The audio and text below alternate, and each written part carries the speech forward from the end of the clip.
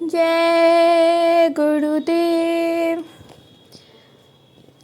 यह घटना है 26-27 जून 1975 की, जब परम संत पूरनधनी अनामी महाप्रभु बाबा जय गुरुदेव जी महाराज को आपातकाल के समय एक क्रूर और निर्दयी शासक द्वारा बिना किसी अपराध के जेल भेजा गया और 23 मार्च 1977 को परम पूज्य स्वामी जी महाराज को जेल से रिहा किया गया था। तभी से 23 मार्च को स्वामी जी के अनुयायियों द्वारा मुक्ति दिवस पर्व के रूप में मनाया जाता है। जय गुरुदेव संगत के इतिहास में यह पर्व बड़ा ही दर्दीला, ऐतिहासिक एवं न जाने कितने राज रहस्य को संजोए हुए है।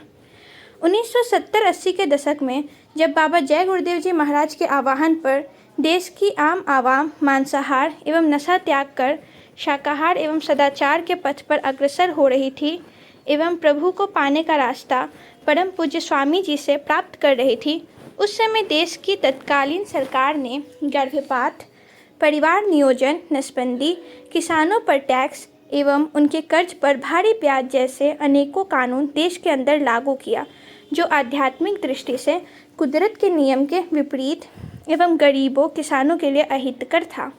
सरकार का इतना आतंक था कि देश के सारे धर्माचार्य, पुरोहित, मठाधीश, साधु महात्मा सबने अपनी जुबान पर ताले लगा लिए थे। किसी की हिम्मत नहीं थी कि इस कानून के खिलाफ या सरकार के खिलाफ आवाज़ उठाए। उस समय परम पूज्य बाबा जय गुरुदेव जी महाराज सरकार से यह विनम्र प्रार्थना एवं अपील की कि आप ये सारे जनविरोधी कानून वापस ले लीजिए। बाबा जी की यह बातें सरकार को नागवार गुजरी। उन्होंने बाबा जी की जुबान बंद करने के लिए योजनाबद्ध तरीके से तैयारी कर ली। 25 जून 1975 को बिना किसी ठोस कारण के देश में इमरजेंसी लगाई गई। 26 जून को पुलिस द्वारा जय गुरुदेव आश्रम कृष्णा नगर पर मैसेज भिजवाया गया कि आपको कलेक्टर साहब मिलने के लिए बुलाए हैं। जब स्वामी जी मिलने पहुंचे तो उनको गिरफ्तार करके आगरा के सेंट्रल जेल में डाल दिया गया और पूछने पर बताया गया कि मेरी नज़र में आप पर कोई अपराध नहीं है, लेकिन ऊपर से आदेश है, शायद गांधी जी आपसे नाराज़ है। संगत के प्रेमियों की भीड़ जब आगरा जेल पहुंची तो बाबा जी को 9 अक्टूबर 1976 को बरेली जेल ले जाया गया। फिर 21 अक्टूबर को हाथ और पैर में डंडा और बेड़ी डाल दी गई। जब संगत को पता चला तो 10 दिसंबर 1976 को लाखों की संख्या में सत्संगी सत्याग्रह आंदोलन एवं जेल भरो अभियान शुरू किए। फिर क्या था, गांधी सरकार का ऐसा हृदय विदारक पुलिसिया जुल्म सत्संगी जनों पर हुआ कि उसे हम शब्दों में बयान नहीं कर सकते। तब प्रशासन भीड़ देखकर घबरा गई और कुल मालिक से भी यह सब देखा नहीं गया, तो उन्होंने आदेश दिया कि आप लोग ये सब मत करिए और चुपचाप यहाँ से अपने अपने घर चले जाइए। फिर 31 दिसंबर 1976 को रात्रि में रेडियो में पूरे देश में प्रसारण करवाया गया कि केंद्र के सहयोग से यूपी गवर्नमेंट द्वारा जय गुरुदेव आश्रम मथुरा पर पूर्णतः प्रतिबंध लगा दिया गया और उसकी संपत्ति अब सरकारी है। फिर 26 जनवरी 1977 को स्वामी जी को बेरियों में ही कैदी भान से दिल्ली लाया गया और वहां से बेरी सहित हवाई जहाज़ द्वारा बेंगलोर सेंट्रल जेल के सेल में डाल दिया गया। इस अवधि में स्वामी जी को अनेकों प्रलोभन गांधी सरकार उनके चमचों ने दिया, लेकिन उस सब को क्या मालूम था कि वह सर्वशक्तिमान प्रभु कभी न बिका है न बिकेगा। वह तो भक्तों के हित में लीला कर रहा है। 28 जनवरी को लोकसभा भंग कर दी गई। पुनः 22 फरवरी 1977 को डंडा बेड़ी सहित स्वामी जी को दिल्ली हवाई जहाज़ द्वारा लाया गया और तिहाड़ जेल में बी क्लास कैदियों के साथ रख दिया गया। स्वामी जी की कुछ लीलाओं को देखकर अचानक सरकार के आदेश से 24 फरवरी 1977 को स्वामी जी की डंडा बेड़ी काट दी गई। इस तरह स्वामी जी 124 दिन डंडा बेड़ी में गुजारे। 28 फरवरी 1977 को सरकार के कुछ बड़े अधिकारी तिहाड़ आए और स्वामी जी को बहुत सारा प्रलोभन देते हुए एक एग्रीमेंट पेपर, जिस पर पहले से ही कुछ लिखा हुआ था, उस पर दस्तखत करने के लिए कहा गया और भक्तों से कांग्रेस को समर्थन देने के लिए दबाव बनाया गया। उसमें एक अधिकारी ने बाबा जी को ललकारते हुए बोला कि शायद आपको पता नहीं है, गांधी जी कम से कम 3 साल नहीं तो आजीवन आपको जेल में ही रखेंगी। उसको यह पता ही नहीं था कि वह सर्वशक्तिमान अनामी महाप्रभु को ललकार रहा है। फिर क्या था, स्वामी जी महाराज बहुत नाराज हो गए और अपनी छड़ी ज़मीन पर फेंकते हुए बहुत तेज़ आवाज़ में बोले, क्या कहा आप लोगों ने? आप होश में हैं? आप किससे बात कर रहे हैं? आप लोगों ने मुझे अभी तक नहीं पहचाना। अब बहुत हुआ, अब मेरा निर्णय आप सुनिए। पहली बात की, अब कांग्रेस खत्म। दूसरी बात, मैं 24 मार्च से पहले बाहर आ जाऊंगा।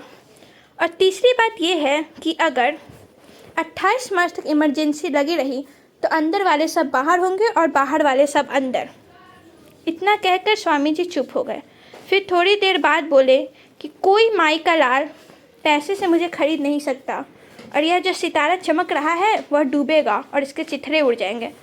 महात्मा कभी किसी को श्राप नहीं देते, मगर जिसकी बनाई यह दुनिया है, जिसका यह बनाया संसार है, उसने सख्त नियम अख्तियार किया है कि राम झरोखे बैठ के सबका मुजरा ले, जाकी जैसी चाकरी ताको तैसा दे। संतों पर निराधार आरोप लगाकर उन्हें कारागृह में रखने वाले यह नहीं जानते कि इससे उनके पाप का घड़ा शीघ्र भर जाएगा और उसके पश्चात ईश्वरीय विधान अनुसार उन्हें कठोर दंड मिलेगा ही। दुर्जनों के विनाश और साधकों के रक्षण संबंधी अनेक प्रत्यक्ष घटनाओं से भी दुर्जन सीखते नहीं और डरते नहीं। सच में इसे ही विनाश काले विपरीत बुद्धि कहते हैं। फिर अंततः वह सितारा डूबा और 23 मार्च को दिन के 2:30 बजे स्वामी जी को दिल्ली तिहाड़ जेल में मथुरा पहुंचाया गया।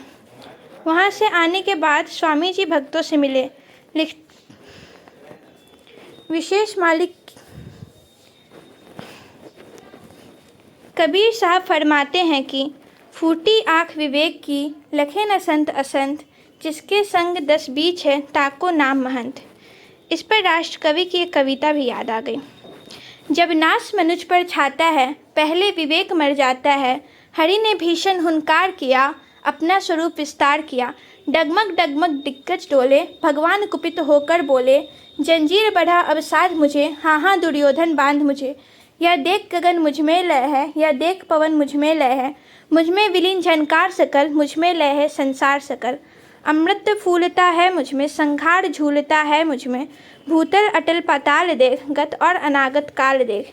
ये देख जगत का आदि सृजन, ये देख महाभारत का रण। मृतकों से पटी हुई भू है, पहचान कहाँ इसमें तू है। अंबर का कुंतल जाल देख, पद के नीचे पाताल देख। मुट्ठी में तीनों काल देख, मेरा स्वरूप विकराल देख। सब जन्म मुझी से पाते हैं, फिर लौट मुझी में आते हैं। जिह्वा से कढ़ती ज्वाला सघन, सांसों में पाता जन्म पवन। पड़ जाती मेरी दृष्टि जिधर, हंसने लगती है सृष्टि उधर।